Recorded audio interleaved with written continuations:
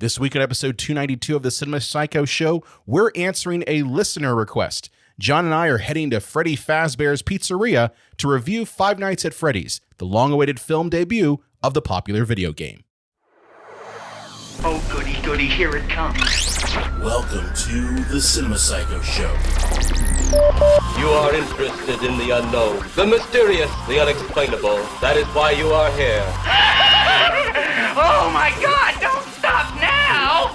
With your hosts, Brian, John, and Elaine. Welcome to the Cinema Psycho Show, the madhouse for film freaks and film fans of all types. I'm your host, Brian Coddington, my fellow co-host and filmmaker, John Woolscroft. More like Buck Nights at Freddy's.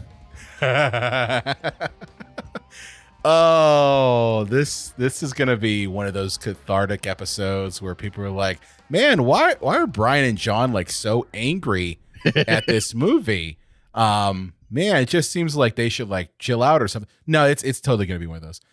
So we're on episode 292, and this week we have a request from a couple of our members in our Discord channel. Why are you not in our Discord channel? You should absolutely be. Anyone listening to this, you too can suggest movies that John and I are going to be like, man, that was a stinker.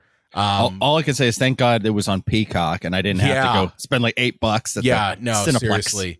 Seriously. But our members on our Discord channel, again, the link for that is in the description of this episode. Golden Wasp and Mr. I'm going to butcher your screen name, Mr. Mongago, or Monjo, or just Mongo. They suggested that we watch and review Five Nights at Freddy's. Why? I was trying to avoid having to review this one. John. Well, Brian, right off the bat, like I think we should both be transparent. Like we neither of us ever played any of the games. No.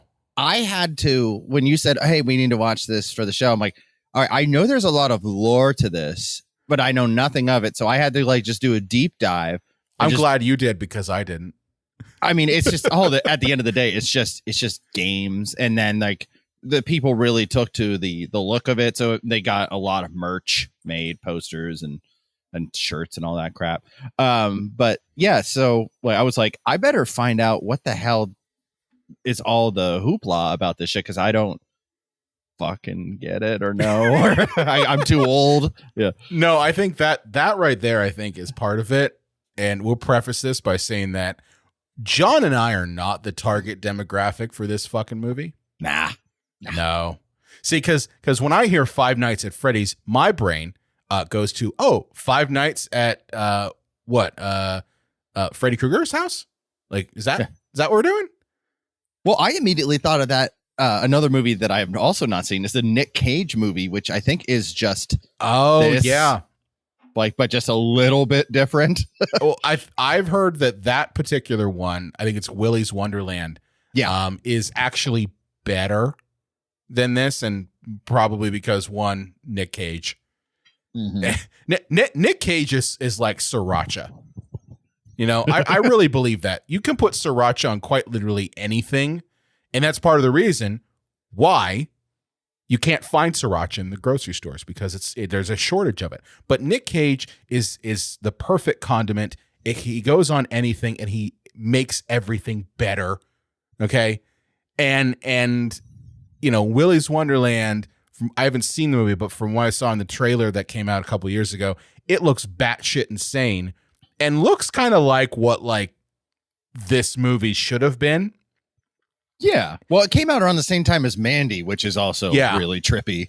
Well, that's like the dual, like you want to get your crazy Nick Cage on, you watch those two movies. But you add him to anything and you got gold. On top of that, they clearly made Willy's Wonderland like an R-rated movie. And I gotta wonder if maybe that's the problem with this movie, is that it's really fucking tame. Like, I'd say you're about 1 or 2 steps removed from just PG. Yeah, I think that they wanted to get that kid audience in there, you know? Yes, but they didn't want to scare them too much. Yeah. And if you scare him too much, you're going to lose him. But also, like, you don't want to make it a hard R because, like, this thing ain't even a hard PG-13, man. Like this is like, Megan was far more hard than this movie. Like, oh yeah. I mean, fucking Temple of Doom. Yeah. But I was dreading this because I shouldn't do this offline. So I have a history with Five Nights at Freddy's because I have 3 stepsons. And when this property was crazy fucking popular, like 10 years ago, they were all into it. Like, crazy, all into it. And like, it was one of those things where my one stepson would quite literally play, not the video game itself, but he did a thing where he would play the YouTube videos of people reacting to the game. And I don't know if people have ever gone down this black hole of YouTube. Like, John, I think you hadn't, but I think you will now after this episode. But there's a whole subset of react to video games videos that are geared towards children that are done by families. And there was one family in particular that was the most annoying family I've ever seen on YouTube. Clearly they're milking, and this is, at least from my perspective, this is allegedly, from me looking at, they're clearly milking their kids for profit. And I'm not going to name names, but he would constantly watch them do these react videos, and it'd be like every time there's a jump scare, like one person would scream annoyingly high pitched, and it was just like ear piercing and mind numbing. Like, I'd be like, oh, hey, do you want to watch like a cartoon or TV show? No, I'm going to watch the Five Nights at Freddy's. I'm like, why? Just why? It's, but so long story short is they went to go see the movie and they loved it. But granted, they were like 5 or 6 when they got into it, and now they're almost 12. So there you go. It's probably, like when, like, my dad took me to see the Ninja Turtles movie when I was 5 and he was 45 or something like that, or however old my dad was then. It's like, you probably thought, well, this ain't for me, but the kid's having a great fucking time. I mean, I guess so. I mean, I guess if we've talked about this, I forget what episode we talked about it, but like, I think we mentioned how, like, if you watch the Ninja Turtles cartoon from 1987, it's really fucking bad. It's unwatchable. And the thing is, like, so every once in a while, I want like that nostalgic kick from the show. I'm like, the opening credits is enough. That's all I need, because I can't watch the show. It's too bad. The same thing happened to me when I watched Tales from the Crypt Keeper. I watched it a couple months ago. Oh, yeah. For anybody that thought Brian misspoke, he's talking about the cartoon. I'm talking about so they the could cartoon. sell toys. Yes. In the 90s, they took Tales from the Crypt, which Tales from the Crypt is a very, and this is, I'm talking more or less to the Gen Z folk who don't know what the fuck this is, but Tales from the Crypt was a hard R-rated horror show, came on every Friday night on HBO. So you're getting titties and gore and everything in between. And they took that and said, hey, how can we make this, like, I don't know, not R-rated and geared towards children? And they turn it into a cartoon. And it's some of the, like, as a kid, you're like, oh, man, this is awesome. And I remember watching it and be like, oh, man, this is awesome. But it showed up, I think it was on Tubi. And I was watching, like, sounds right. Yeah, it's Tubi. Not knocking Tubi. I actually really like Tubi, as it has the variety of stuff. But the point is, watching it on Tubi, and it's some of the worst animation I've ever seen. And just like laissez-faire stories. So it was to John's point, like, sometimes the nostalgia really is rose-colored glasses when it comes to those things. Sometimes that is better.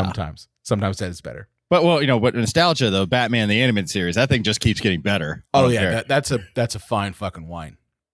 It ages like a fine wine. Although I talked to the people that created the X-Men the animated series, and they're like, you know what? We weren't allowed bullets, but fucking Batman was. Batman was DC and it was 1990, 92. So that's why. Okay. That Batman was ruling the early 90s. So that's why they were allowed bullets. But getting back to Five Nights at Freddy's, if you're not someone who knows this premise, it basically is the story of a security guard who has to guard a dilapidated Chuck E. Cheese knockoff. Or Showbiz Pizza Bear. Or Showbiz. Yeah. Showbiz Pizza. Not. Yeah. I mean, honestly thought of it more as like Chuck E. Cheese because they had the animatronic things. Granted, I never went to a Showbiz Pizza, so I don't know. Yeah, I think that was more Midwest. Did you go to Chuck E. Cheese as a kid? Yeah. Yeah, we had one. We had two in Erie, and one was like the bad Chuck E. Cheese, and the other one was the good Chuck E. Cheese. Let's be honest here. They're all bad Chuck E. Cheeses when you really think about it. They're all like I've told friends about this. I think John told you. I've told a couple people like Chuck E. Cheese in the 90s was a Thunderdome experience. Okay. One, this whole like stamp your hand thing that they do nowadays where like, you know, to make sure that you're not just walking off with someone else's kid. They didn't have any of that. It quite literally was, yeah, there was a gate. No one watched the gate. It was, you could open it up and that was it. And then you just did your thing. Your parents sat there. They drank beer, had their pizza. You ran around like a crazy nut. And yeah, you went into a ball pit that probably was covered with piss and vomit. And there was always one kid that was like the godfather of the ball pit. You had to pay respects. Yes, you did. You always had to. Usually it was an older kid. Yeah. Who'd seen some he'd seen some things in that ball pit. He's like, you're 13. Should you be in the ball pit? Like, yeah, it's like, dude, like, do you see the sign saying like you have to be at least 10? The max age is 10, yeah. But they're in the ball pit, and then on top of that, like you'd have the games that are constantly always being occupied, and it's just it's a thing. That part of Chuck E. Cheese hasn't changed. The lines of the games, but Five Nights at Freddy's basically parodies this. With this security guard who in essence is like, and I'm talking about the game, they're getting haunted by these animatronics that are alive, like they're sentient. Yeah, that's the thing. But meanwhile, wrapped in this, like this kind of satire of this type of restaurant that was popular in the late 80s, early 90s is dead, kidnapped children. Yes. And this is all like it. I haven't even talked about the movie yet. This is just the lore of the game that this is based on. So you've got dead kids, their souls are trapped in these things, and this is geared towards children. Because why not? Well, see, I then wonder if the movie was pitched as Black Phone meets Westworld. Well, that was my question: is how do you take something like this and turn it into a movie? Like seriously, John, how would you take something like this? Like clearly, this was an independent game that someone like basically it blew up, and clearly someone got the rights to it, Blumhouse. And of course, like, listeners of the show will be like, hey, didn't you talk to a Blumhouse guy last week? It's like, yes, we did. And I it was great talking to Jung Young, but at the same time, I still have my issues with the studio. Hey, wait a minute. Something was popular on Twitch 5 years ago. Let's buy it. Said Blumhouse. Yeah. Blumhouse. But I don't know how do you take that and just turn it into a movie? Like how do you extract a story from it? They probably sat down. It's probably one of those things that for some reason has like 9 writers, but only 2 people get credit. And they probably just wrote down all the key plot points from all the games and then changed it just enough to make a feature film out of it. You asshole. It actually has 6. It has 6 writers? 6 writers. Well, those are the ones that got credit. It probably had like 12 writers. Well, no, actually, no, I'm wrong. Because Scott Cawthon, who created the game, he, I guess, was credited as one of the writers. But no, there's still 5. I'd say there's 5 writers. 5 writers in this thing. Do you need 5 writers? Well, at the end of the day, yeah, a crazy guy killed a bunch of kids and put their souls into machines, and they want revenge. Like, you need 5 people to write that? Yeah, apparently you do. Well, that tells me how hard it was to take a movie that really shouldn't have been a movie, just turn it into something. But yeah, I guess I want to start, because there's no way I can go plot point in this fucking thing, because it's not good. Like, I'll be the first to tell you this. And if you want to skip forward, just stop right now. This is not a good movie. And it's very often, it's not a thing I normally will say, like, I agree with Rotten Tomatoes, because I think Rotten Tomatoes gets things wrong half the time, if not more so. But in this case, they're 100% fucking right, because it has like a 22% on Rotten Tomatoes from the critics. Now, the audience, on the other hand, 85% of them love it. Well, yeah, there's a lot of things that, like, you went to see this movie if you played the game or you love the lore. And, I was going to skip the movie until it was recommended for us. Because, right. Because I had no idea about any of this crap, where it's like, earlier this year, I went to see the Super Mario Brothers movie knowing I probably wasn't going to enjoy it all that much, but I'm like, I grew up on these games. Right. I still play Mario games. If I had money to buy a Switch, I would, and probably buy whatever the Mario games that are on that. But so it was more for my nostalgia kick, berry kick, than it was like thinking I was going to see like a great piece of filmmaking. So of course the audience loves it, and the critics were like, "What the hell?" Well, I think it comes down to, like, this movie's plot is the most paper thin thing that I've seen in a very long time.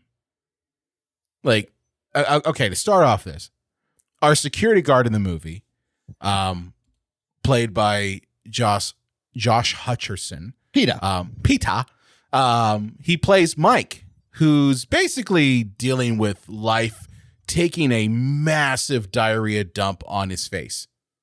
Yeah, he was supposed to be watching his brother when his brother got kidnapped. His parents are dead, and he's raising his sister, who's like kind of a weirdo, and and he doesn't know if she even likes him. And he's got a shit job, and he doesn't have a bitch. And he has no job. He has like no job at all. That's part of the problem. Well, it's because he was a security guard at a mall. Oh, yeah. And he thought somebody was kidnapping a kid, and he was like triggered by it and beats the ever living piss out of this man in a water fountain. And I'm like, okay, maybe this movie's going to be good. Yeah. Oh, yeah. That's the thing. This movie is a fake out. This is a fake out film, because there are moments like that where I'm just like, okay. And even before that, like the first sequence in this movie, you've got like the old security guard who gets like abducted by the animatronics, and he's in front of like a teddy bear saw trap. Like, that's all I got to call it. I'm like, okay, I see what you're doing. I'm like, all right. I want to play a game. Yeah. Like, I'm like, okay. I might be into this, but no, we don't get that at all. And in fact, it's never really explained why they're killing people. Like, I mean, it's, you get the idea why they want to do that to the sister, but like, why are you just killing people for no reason? Like, it just doesn't make any sense. Like this movie. Well, the movie hits every bad trope you can get in the movie, where hate but movies. It's not in a good way. Yeah.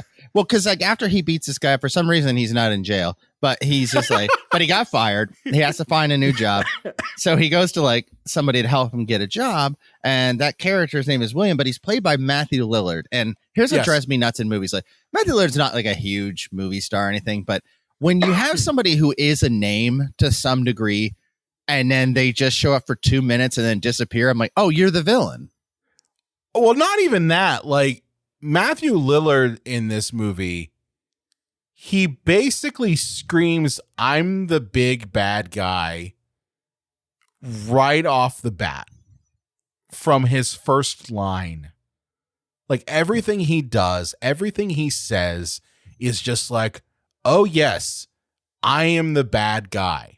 I'm the guy that kidnapped your brother all those years ago. I'm the guy who killed all the kids and put them in, the animatronics that have the capability of killing you if you put someone inside Don't ask me why that's the case. Yeah, That's apparently if you hide a kid's body in an animatronic machine, their souls enter the machines. Yeah. It's never explained how that works, because we don't need to know that, I guess.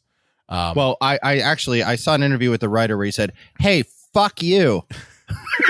Wait, that makes sense. Well, Yeah. I'm just going back to you look at Don Mancini, who comes up with the whole premise of how Chucky's soul gets into the doll with the whole Damballa crap and things. And I'm like, that's called world building. Yeah. There's none of that here. There is nothing. You got to start telling your clients where you put your voodoo dolls, John. Yeah. But yeah, so Mike, talking about Matthew Lillard again. Yeah, he just screams like I'm the bad guy the entire time. So when it's revealed that, oh yes, he is the bad guy, it's like, well, duh. Yeah. I have half a brain cell. Yeah, cast a nobody in this role too and make it less, creepy. And maybe it will be a surprise at the end when we find out that the only character that it possibly could be, because they haven't introduced anybody in this movie, is like, ta-da, it's like the Scooby-Doo episodes where it's like, I wonder who this person is haunting this place. Oh, wait, it's Old Man McGillicuddy, the person we were introduced at the beginning of the episode, like every episode. Yeah. So it's just incredibly obvious. And again, I think this is because this movie was directed towards children, not people who, can kind of think beyond the surface level. But yeah, so Matthew Lillard kind of, he's a standout character in this because I don't know, he actually is a good actor. But aside from that, everything he does screams like he's the villain. And of course he is. Aside from that, the other side villainy person in this is Mike's aunt, who Cruella DeVille. Cruella de Karen. Oh my God. It's literally like if you took Karen and Cruella DeVille and smashed them together, this is what you would get. She's horrible, John. Just fucking horrible. And very one-dimensional. I think that this character exists just because okay, at this point in the movie, we need people inside the restaurant fucking it up so that the animatronic can kill people. It's like, how did they get there? I don't know. Maybe the fucking kid's aunt paid him. Who's the kid's aunt? I don't know. I'm just shoe balling here, Well, it's. I just keep going all right. So let me get this straight. This aunt is so hungry for that money to get from the sister, right? Because that's the whole thing, is that this aunt is trying to get the sister taken away from Mike so that she can collect the money off of the kid. Because the parents Meanwhile, she has to raise this kid. It's not like it's $10,000 a month or something. Yeah. So it's the motivation behind it kind of sucks. But this woman is willing to kill her nephew and harm him. Okay, she sends goons out to the restaurant and is hoping to at least at minimum wreck the place to get him fired, and if happenstance, kill him. But meanwhile, why would he get fired if somebody broke into the place and fucked it up on a day he wasn't working? Exactly. I thought about that too. I'm like, wait a minute. He's not responsible after he locks up. Yeah. And for anybody that hasn't seen this movie, the movie does use exposition to explain why somebody has to be a security guard at an abandoned restaurant. It's because he says, the owner of it's real sentimental and doesn't want it broken down, but also doesn't want people going in and just busting it up and everything. So that's bullshit excuse, by the way. Yeah. Well, especially too, since all the things, all the tables are still in there, all the arcade games, and they still work, and the animatronics, the Chucky and his Chuck E. Cheese and his band, animatronics, Freddy and his band are still work. It's people would have broken in there and stolen the usable pinball machines and Captain America and the Avengers or whatever arcade units in there. Yeah. I mean, they would have, and there would have been banging in on the stage where Freddy and all his gang are at. Oh, so you're talking in your sleep. They're singing that. I love that they're also singing Freddy, when he sings, is not singing like "Happy Birthday." He's singing an actual song that they would have to have gotten copyright for, and a song that also just happened to be a nuanced song for what the main character is going through in the movie. That's convenient. Yeah, I'm glad you brought that up. So the main character, Mike, to add, I guess, half a layer to his character. just a flesh wound of a character. A flesh wound of a character. He is obsessed with trying to figure out who kidnapped and killed his brother. Okay. This happened years ago, like when he was probably like 10. So, man, Mike, look, your brother was raped, killed, and eaten in an order that might surprise you. I guess so. We don't get that much because this, again, John, is a PG-13 movie. But yeah, so they're on a trip. The brother gets taken, and he's obsessed with his dreams because he thinks that there's research saying that every memory you have is somehow locked away in your brain. Bullshit. Literally, that doesn't work. But okay, it's this thing called short-term and long-term memory, and that's literally, it's not possible for those things to be stuck in your brain. But okay, movie. So he's taking sleeping pills every night to try to dream deeper and deeper and try to discover who really killed and raped and ate his younger brother. You should just go to a psychologist and have hypnosis. Yes, that would make more sense, honestly. But for the movie's sake, we need to have the security guard falling asleep, because that's what happens in the game. Well, and the movie's also really short, and like a third of the movie's runtime is dream sequences. Running through the woods dream sequences. Yeah. Yes. It's like Inception, only better. Oh, no, it's not. Well, in the dream sequences, you discover that the dead kids' souls are there as well. And the dead kids really like Mike's sister Abby a lot, and their goal is they want to kind of turn her into one of them. Yeah. Well, this is like, we haven't even mentioned hot chick Mick Officer. Yes, future Mrs. Mike. Yeah, she like just shows hot up. Chick Mick Officer. Yeah, she just like shows up and it's like, hey, I saw a car out here, so I figured it's a new security guard. Mind if I come in? And he's like, I guess not, because you're a cop and you could just shoot me and get away with it. But she's like, don't trust you, but I love you. And I'm going to tell you, this is a great place, only it's dangerous. And you should bring your sister here. Oh, well, and build a fort. She says, don't bring your sister here. No, but she contradicts herself. She's whatever the plot needs. Because she's like, bring your sister here and we're going to build a fort and have a great time. And then like 2 scenes later, she's like, don't ever bring your sister here. It's dangerous. It's like, what? What the fuck? Like, you're the definition of hot and cold. I think this is the classic example of first draft script. I mean, Gremlin style. I love Gremlins. I love it to death. But that is clearly a movie that should have had a few more passes. Yeah. But no, you're right. She's just, first of all, the fact that a cop just shows up and Mike doesn't say like, hey, can you show me your badge?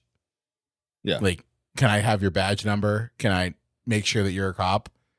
Like, that's kind of what you should do. Like, why would you not put that in there? I don't know. Yeah. Hi, I'm Cindy Exposition, and I'm going to tell you about all the kids that went missing and why this restaurant was closed down. Well, somebody's got to do it. Well, that's the thing. Every time she's on screen, she quite literally is providing exposition. Because after that sequence where, we have fun times play with the ghosts of dead children in animatronic land and build a fort with a kid. I didn't write this, folks. This is the movie. After the animatronics kind of turn on Mike and like try to kill him. And they do kill the aunt, by the way, Aunt Jane. She dies.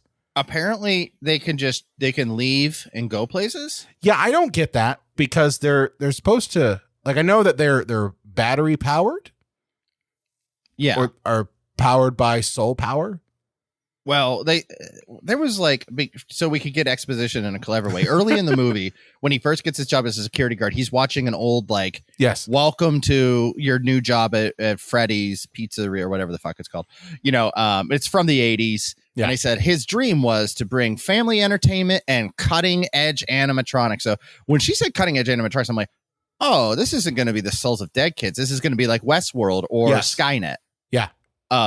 But no, it's the souls of kids. But so apparently cutting edge technology also means, I don't know, maybe that like the microchips have like a half-life of 1,000 years and don't ever need charge or something. I don't know. I'm just trying to make it work. Well, I would also go with, if you're able to build cutting edge technology like that, why would you operate a pizzeria for children? He's a pedophile. He's an MIT grad and he really likes kid ass. So he found the perfect combination. God. Oh, John, that's horrible. Oh, fuck. But well, speaking of the animatronics, inside of every animatronic is like a Saw level death like machine. Did you notice that? Oh yeah. Like, and I don't. It's explained by Exposition McCop that like I guess they were designed so that no one could steal them, which makes no sense. Like it literally has grabbers and claws in them so that if you try anything, you get like it's like a bear trap almost. Yeah, that can't be OSHA compliant. Oh, fuck no. Fuck no. And think about how many people probably lost a finger or a hand just from like cleaning and operating and like doing any sort of maintenance on those things in the 80s. Yeah. Old Frodrick got a little hungry under the collar, decided to bite a hand off. Yeah. I guess so. Yeah. So apparently, well, it's later in the movie, somebody gets in a taxi cab and then Freddy, I think it's Freddy. I can't remember which character it is. It's one of the animatronics. One of the animatronics. Yeah. Like gets in the cab and he's like, hey, weirdo. Like, no one bats an eye. Yeah. Oh, you're just some guy and wear a costume. You're like a furry or something. And he takes him back to the pizzeria. So I'm like, did the animatronic take a cab to the aunt's house? And how does he even, I'm probably not remembering it well. But how did the animatronics even know about the aunt? Was something said in front of them? No, it was more or less that like I think they were just killing her for the sake of killing her. Like that was it. Because they needed the plot. They wanted the sister. That's what they wanted. And the aunt was watching the sister. So, but how do they know that? And how do they know where she lives? Don't know.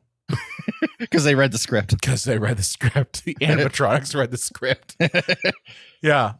But they end up going and picking up, Abby, the sister, to bring her back to Freddy's.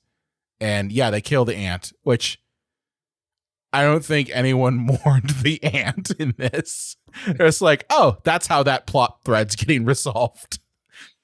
Yeah. Because I really thought, I'm like, oh, well, the aunt's going to survive and, maybe she'll see, that Mike really does care about the sister and like, I don't know, say I'm going to not, pursue trying to kill and or sue you into oblivion. But no, she just killed by the animatronic off screen. Well, I said that like this movie reminds me of Gremlins to a degree. But it kind of reminds me of who was the evil bank lady in that? Oh yeah, shit. But she kind of disappears in the movie. She does. Only to just show up at the end for the Gremlins to kill her. She does. She shows up right in the beginning and then like she's just gone and up until the Gremlins don't they like run a lawnmower or some shit through her house? No, she has one of those things because she can't climb they do the that stairs. To Futterman, that's right. Yeah. Oh yeah, big giant machine. But like for her, it's the seat to go up the stairs. Yeah. Such a far superior movie. I'm sorry. That's a far superior movie. But yeah. So Mrs. Teagle. That's it. That's her name. But yeah, they take Abby back to Freddy's, and they want to turn her into one of them. But to do that, they have to they have to throw her into one of the animatronics. She gets ripped apart, and then her soul's trapped inside of him too. While all this is going on, cop lady is again doing her job in this movie of exposition dump and kind of tending to Mike's wounds because after the animatronics like turn him, they like literally fuck him up. Explains that the kids were killed by her dad, played by Matthew Lillard. Surprise, surprise. And that they're doing his bidding.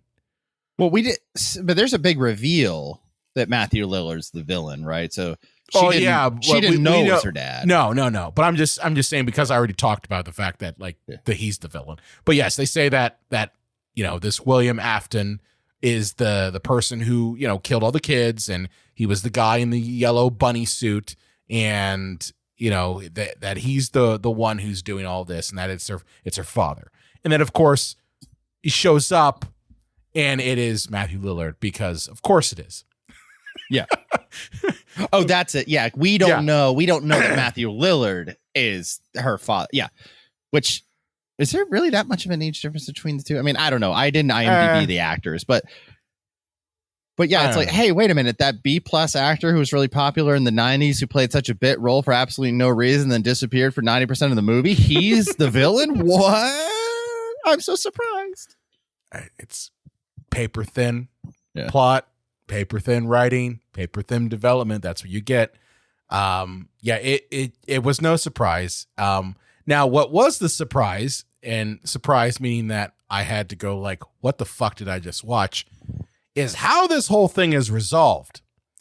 So I kid you not when I tell you that Matthew Lillard is defeated by what I'm going to call the power of friendship.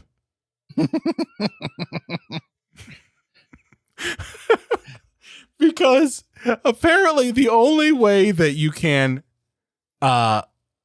break the spell that, again, I don't know how Matthew Lillard has the spell in him. It's never explained. It's never explained how he parented the souls of these kids to the machines and why they suddenly are like, oh yeah, no, that's cool, we'll kill for you.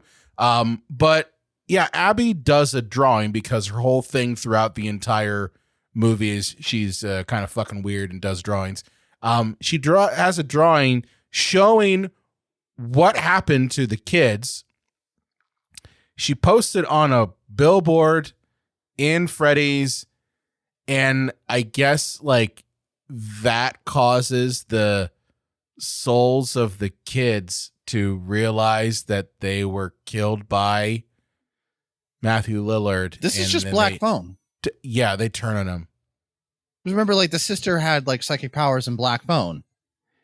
Yeah, but the kids weren't working with the grabber. Right. Yeah. Right. That's the difference. But they just stole so much from that movie and just repurposed it. I mean, I think they just didn't know how the fuck to end it. Personally, I think they were like, well, how do I make these things that said, yeah, we're gonna kill for Matthew Lillard, turn on him? And it's like, well, how about the power of friendship?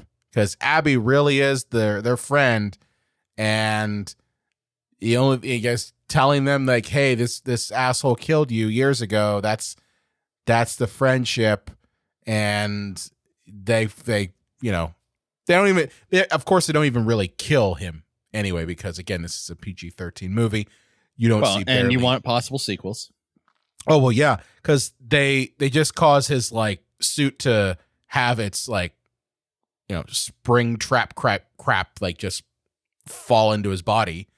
So, he's slowly, being killed. They lock him in a room, and, the sequel will have him in it again. Ryan, is it Five Nights at Freddy's 2 or Six Nights at Freddy's? I hope it's none. Or Zero Nights at Freddy's. Maybe he ends up going Matthew Lillard has to fist fight all of the Freddy's characters, so it's 5 fights at Freddy's. Oh, don't give them ideas, John. Don't give them ideas. But yeah, so that's how the conflict is ended in this movie, which makes no fucking sense whatsoever, like at all. Like, and I know that I'm gonna get young people who listen to this episode, any of them that we have left, are gonna be like, these old fucks don't know what the hell they're talking about. And you're right, I don't. Well, Brian, we don't have young people listen to the show. I'm sure we do. Our core audience is 35 to 48 virgins with neck beards. Oh, come on. They've had teasing. sex before. I'm not going to denigrate our audience, John. Our audience has clearly at least had sex that one time. Not with their hand. The vacuum cleaner doesn't count. Hey, Fleshlight is Hey, if it's one of those ones that's modeled after an actual porn star's vagina, that's almost sex. Oh man, I had sex with Kendra Lust. Really? Listen. If we're all believing that everything is a simulation, then sure. Guess what? All of it is. It all is. But no, they had no way of knowing how to end it. But that's how they end it. The power of friendship. After that, everything goes great for all of our characters, except for Copy McCopface. She gets stabby by her dad. Again, not really believable. I don't know. If it were me, I maybe would have like that moment where like, it's still your kid. Well, see, I love movies that do this, by the way. And I don't How remember so? if it's literally a fade to like a few days later, but like this is a violent crime scene. Yes. But our main character is just standing at like the bedside of him, like, when you get better, I'm going to honk those boobs and marry you, baby. But he's like, how is he on the streets? This is a violent perpetrator who's probably had charges filed against him. And he was the only person who walked away from a violent murder crime scene. And no one's talking about the fact like the aunt's dead in his house. In his house. and of course, like the gang of minions that also like roughed up Freddy's pizzeria, they're also dead. Yeah, there's tons of corpses. So much corpses at Freddy's, but no one seems to care. You're right. He's the only survivor. Him and Abby are the only survivors, but no one seems to give a shit. They're just like, oh yeah, you're good. We'll just do a big fade and don't ask questions. Oh shit. But yeah, everything kind of, goes better for Mike after all of that. He gets to have Abby because he realizes that he has to let the past go. Well, he also gets Abby because as the male lead in the movie, he gets his pussy trophy. Well, no, Abby is his sister. Oh, whoops. Cop pants, I guess, is what I meant. Sorry, I can't remember the names. Yeah. Cop pants. Yeah. Exposition Mick Hot Cop. Oh, man, John.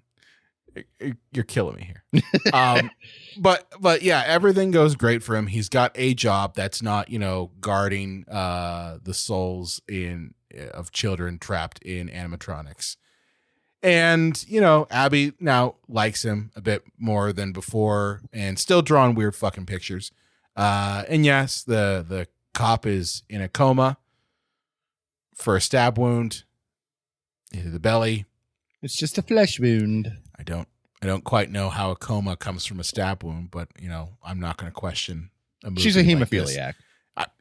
I mean, that would be the only reason, right? Like, yeah. Usually a coma comes from like head trauma or something. Like, but okay, whatever.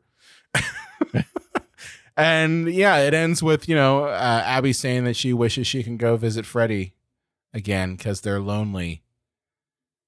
Okay. That leading us to have a sequel. I really dislike this movie a lot, and I'm trying to realize why I dislike it so much. And I don't think it's necessarily that it all boils down to like how badly this thing is put together.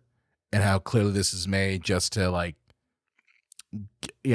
play on the popularity of a game that was popular like 5 years ago. But right. I think that's exactly it. Well, no, you're insulted. I don't think that's it at all. I think it is that this is the most watered down version of a horror movie that I've ever seen. See, I kind of, not that I disagree with that. I'm saying I think the problem is that sometimes people have dreams to make a really good movie and they try their damnedest and bless their hearts, it just sucks. Yeah. I don't think like, say the movie The Phantom with Billy Zane. I love that movie. Okay. I don't care if it's terrible. The Shadow with Alec Baldwin. I don't think they set out to make a piece of crap. It just happened. Yeah. This movie, they didn't care. This movie was a con job in the sense of they took the first draft of a script by hackneyed writers and said, we're going to make money because people know this. Yeah. And kids are going to want to go see it. Really young kids to kids that grew up with it, like all the way up through high school age. And they're going to have to bring their parents. And so they got to buy 4 or 5 tickets and they're going to make a big ton of money for something that nobody believed in and nobody cared about and nobody tried to make better. That's what this is because it has name value. Do you remember the scene that takes place in the diner?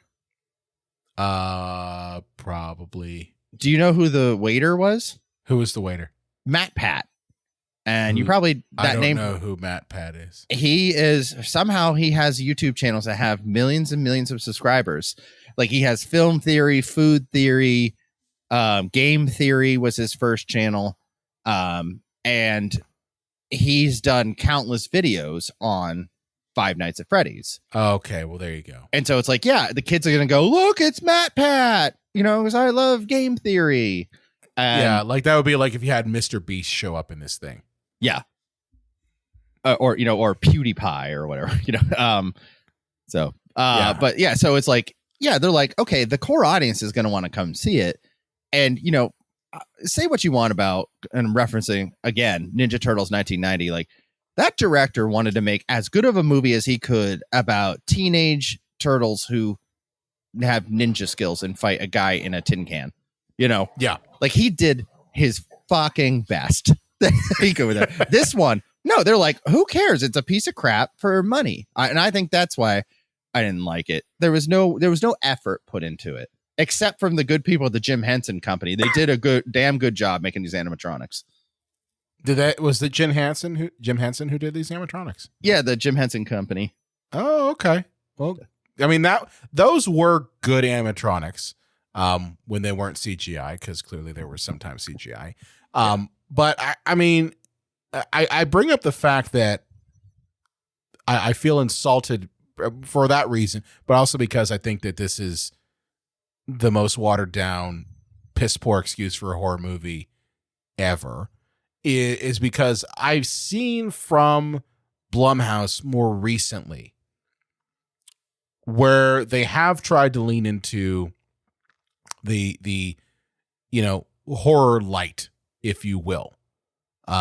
It doesn't have to be doom and gloom. It's, we talked about this when we were talking with Jung Young Kim, at Erie Horror Fest, that yes, movies like Megan, movies like Totally Killer, they are less on the scares, but they still have those elements of fear and terror mixed in. This has none of that. Like it has zero. There was zero moment where I'm watching this going like, oh, this is kind of scary. Like at no time. And even with Megan, which Megan, that one, I bring it up all the time because one, it was a PG-13 horror movie that was really good. Actually legitimately had some scares in it. It was done in a way where I didn't miss the lack of gore. Yeah. And Totally Killer, which if you haven't had a chance to watch it, John, I don't know if you have seen it yet. Not yet.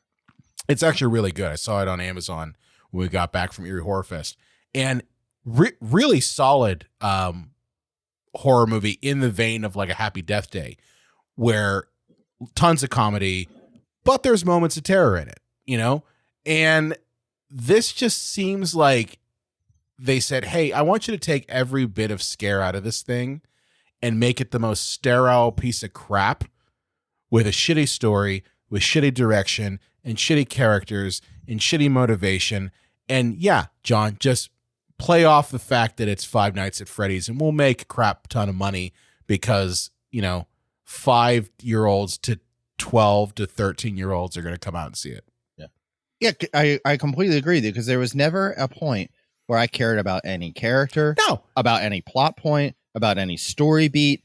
I never cared about anything that was happening. I think the only person that I did kind of be like, oh, I hope nothing happens to them is the babysitter who is kind of double crossing. Yeah. Yeah. Because like you realize, oh, she's kind of not terrible. She just like wants money, probably because, you know, she exists in our current economic downturn. So hey, keep your panties to yourself, you woke liberal snow turd. Whatever. It's towards the end of the episode. If they didn't click off, they will. Yeah. But yeah, like I kind of was like, oh well, I don't want her to die, which she does. But yeah, that's the only person that I was like, oh, I don't want them to have anything happen to them. I mean, that's part of how horror movies work is you have to give two shits about the character that you're going to kill off. Yeah. And I don't care about it. Like maybe Abby, like I don't want her to die because she's a little kid. But outside of that, I don't really care about anyone in this movie. Yeah, no, I cared about Billy Peltzer and Gremlins. And yes, that's the hat trick of Gremlins references. It is. It is the hat trick. But you know why you cared about him? Because you got a lot of time with him and you developed a good story with him. That's why. Oh, Madone. Oh, this movie. Yeah. That's all I think I have left is no, I got you there. Final thoughts, John, on Five Nights at Freddy's? Shame on the filmmakers for making a giant con job of a movie. You know, you could tell that nobody behind this movie gave a crap about it. And yeah, that's just bad. Shame on your family. Yeah, I would say echo the same thing. My final thoughts are honestly, I hated Five Nights at Freddy's when I was watching the react videos that my stepsons were watching years ago. And guess what? I hated having to watch this movie too. This was a slog. I had high hopes. I thought, I'm like, oh, well, maybe they'll make it like, you know, good. No, it was not. In fact, if you want something that is good, watch Willy's Wonderland. Seriously. I haven't even seen the film, but I saw the trailer for it, and it looks 1,000 times more appealing just because Nicolas Cage is in it than this movie. So, yeah. You know, and the thing is, just, I know you said, John, your last thought, and no, go ahead. Second to last thought is that, you know, when you have a movie like this where you're not invested in it and it's bad, you start nitpicking everything about the movie. And here's the thing. Every movie has something that you can nitpick. Yeah. And one of the most famous plot holes in movie history is in Citizen Kane. Mm-hmm. You know, Charles Foster Kane dies whispering Rosebud by himself. And the entire movie's plot is based on what is Rosebud when nobody heard him say it. But you know why you don't care about that? Because it's Citizen fucking Kane. Yes. You know, but this movie, I'm like, yeah, wait, that doesn't make sense. How do they know that? How'd they get to the aunt's house? How'd they know to get to the aunt's house? Like, I have so many questions. Oh, John, you could do an I have so many questions on Five Nights at Freddy's. That would mean I'd have to rewatch it, though. That's true. That's very true. Oh, shit. Well, I think we've talked about this movie enough. Thank you to Golden Wasp and Mr. Mongo for suggesting this crap film because we got to review it, even though I didn't want to. But for everybody else, if you've got a movie that you want us to review, Maybe it's when you're like, hey, Brian, you know what? I really like this film, or I really hate this movie and I want to hear your take on it. Head over to our Discord channel. Link for it's in the description. Join up. Talk about our episodes that we're have going on here. Give us some suggestions for movies. And we'll cover them. I'm all for that. John, where can they find you at on the internet? Let's see. Instagram, the X. Facebook, and you could find me over at JDubs Video Nasties.